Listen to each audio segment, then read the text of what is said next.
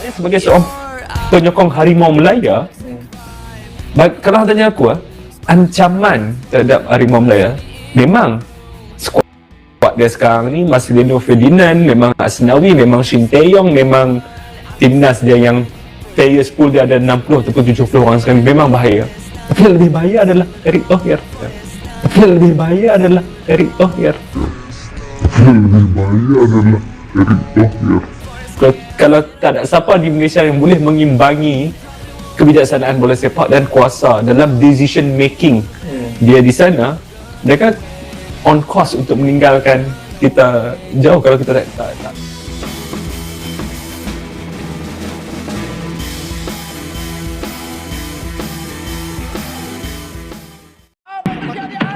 Bagaimana peluang yang dimiliki? Berhasil mengalahkan pertandingan. Cina mending jangan cari gara-gara dengan Indonesia saat negara se-Asia ingatkan Cina soal gawatnya Erick Thohir. Ya, pada tahun ketiga nanti, di mana timnas Indonesia yang masuk ke round ketiga yang akan bersifat kandang dan tendang. PSSI selama ini telah mendobrak secepat mungkin untuk bisa memantapkan diri agar sanggup menghadapi tim-tim yang sudah dianggap langganan Piala Dunia. Seperti timnas Indonesia yang berada di grup C bersama dengan timnas Jepang, Australia, Arab Saudi, Bahrain hingga Cina. Di mana para tim sudah mempersiapkan ajang ini sebelum jauh-jauh hari, termasuk para pemain, fisik, strategi, dan bahkan juga non-teknis lainnya. Namun kita semua dikagetkan dengan negara Cina yang sudah menyiapkan trik-trik khusus agar membuat lawan mereka tidak bisa bermain maksimal ketika bertandang ke markas Cina. Seperti yang kita tahu bahwa Cina sudah menyiapkan stadion yang terletak di kota yang begitu jauh dari kota utama mereka. Dan bagaimanapun timnas Indonesia pasti akan merasakan apa yang sudah dilakukan oleh Cina yang dianggap sebagian trik untuk membuat lawan merasa kecapean letih dan kurang maksimal pada saat pertandingan nanti. Di mana Cina memilih stadion Qingdao sebagai stadion mereka. Dan seperti kita ketahui stadion Qingdao Youth Football ini terletak di sebuah lokasi yang begitu jauh. Tertulis stadion itu berjarak 633 km dari ibu kota Cina, Beijing. Sebagaimana seperti yang dikutip dari CNN Indonesia, bahwa perjalanan darat dari Beijing ke Qingdao ini diperkirakan mencapai lebih dari 6 jam. Selain itu, cuaca di sana dianggap cuaca yang ekstrem begitu sangat dingin.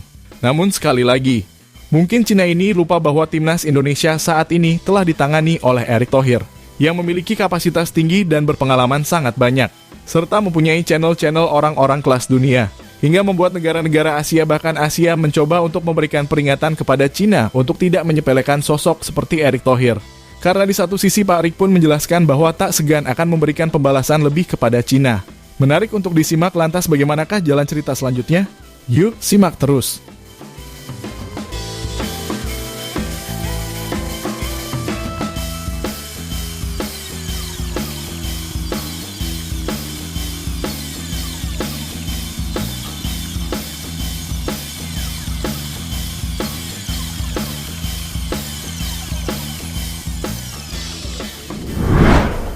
Ya, jika kita mendalami tentang sosok Erick Thohir, di mana beliau adalah pengusaha, pengurus olahraga, dan dermawan Indonesia. Ia menjabat sebagai Menteri Badan Usaha milik negara ke-9 sejak 2019 yang lalu. Di samping itu, anggota Komite Olimpiade Internasional sejak tahun yang sama sebelumnya, ia telah menjadi Ketua Umum Komite Olimpiade Indonesia antara 2015 dan 2019, serta menjadi Ketua Panitia Pelaksana Asian Games 2018. Sebelumnya beliau merupakan seorang pengusaha dan pendiri Mahaka Group yang merupakan perusahaan induk dari perusahaan yang memiliki fokus pada bisnis media dan entertainment. Di dunia olahraga yang mengakui sisi klub sepak bola dari Italia, yaitu Inter Milan pada November 2013 yang lalu. Di mana beliau dipercaya sebagai presiden klub hingga 2018.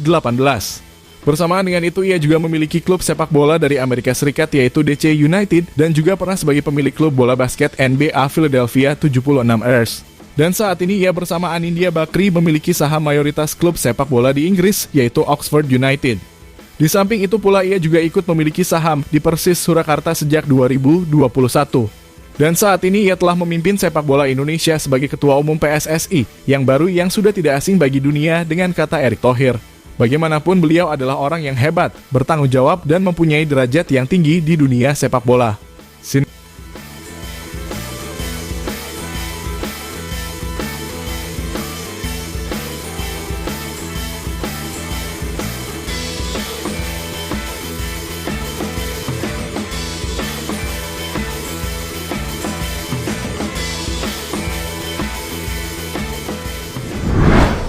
Ya, salah satu tim yang menjadi prioritas utama timnas Indonesia untuk mengalahkannya adalah Bahrain dan Cina.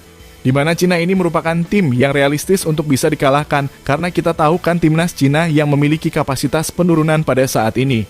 Karena mereka lolos ke round ketiga berkat runner-up yang memiliki jumlah poin paling sedikit dibanding runner lainnya. Dan mereka juga lolos hanya berkat unggul head-to-head dengan Thailand. Hal itu lantas mengapa tim-tim seperti yang ada di grup C, Arab Saudi, Jepang, hingga Australia menganggap bahwa Indonesia mempunyai ancaman besar tersendiri bagi mereka daripada timnas Cina. Dengan memiliki tim yang dianggap akan digalakkan oleh tim-tim lain, membuat Cina mengupayakan segala hal untuk memenangkan pertandingan lewat jalur non-teknis. Mengingat kepada cuitan mereka yang dianggap akan mempersulit timnas Indonesia berlaga di sana, dengan menempatkan stadion yang jauh dari ibu kota, dan membutuhkan waktu yang sangat lama dan itu akan mengeras tenaga dari para pemain lawan. Dan dari semua itu tentu saja timnas Indonesia akan merasakan dampak dari trik-trik busuk Cina ini.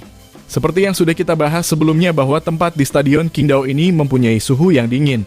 Namun yang jelas suhu di Qingdao akan jauh lebih tinggi dari suku yang ada di Eropa. Sehingga itulah situasi yang Cina bisa lakukan untuk bisa mengalahkan tim-tim lain yang berlaga di sana, termasuk Indonesia.